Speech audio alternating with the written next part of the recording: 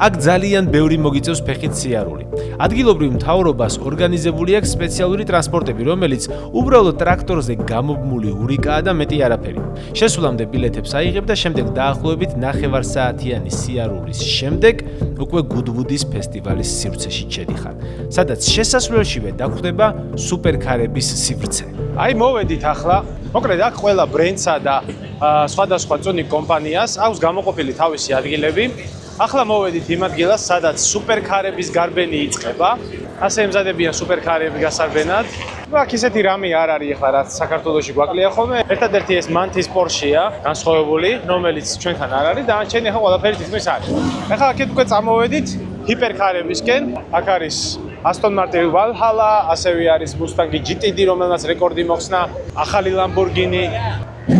რა თქმა უნდა. არა ამ ქვეყნიური მანქანაა ის Bugatti.